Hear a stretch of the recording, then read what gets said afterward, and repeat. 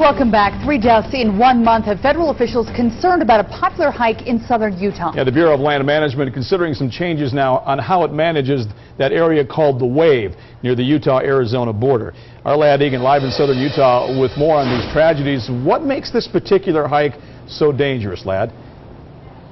Well, Mark and Heidi, the rock formation called the Wave is in a very remote area near Kane County on the Utah-Arizona border. There's no cell phone service there, and the hiking conditions are brutal because of the heat and all the sand. But despite these bad conditions, the beauty of the Wave attracts thousands every year.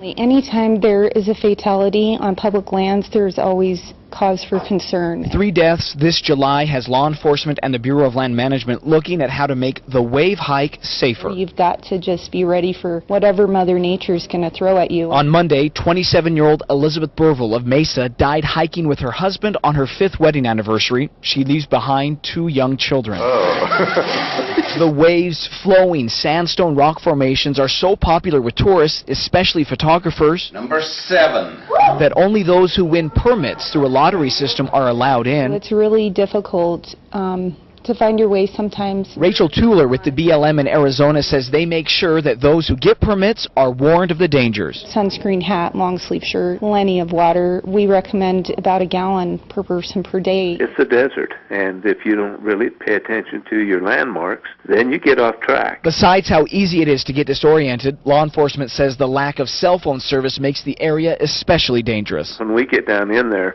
we can't even communicate with our dispatch. The BLM says the area is designed to be remote, but is reviewing policies and procedures, even looking at calling in a third party to conduct a review. Certainly everything is under consideration at this time.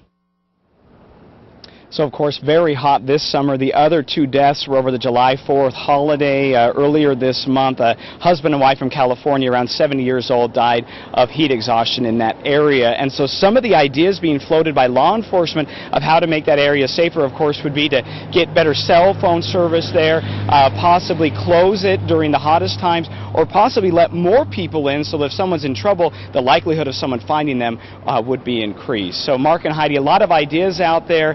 Definitely an area that attracts a lot of foreigners, but some just aren't prepared for what that area has in terms of heat and what that does to your body. Back to you. Good reminder to us all. Thanks. Well, it's been 160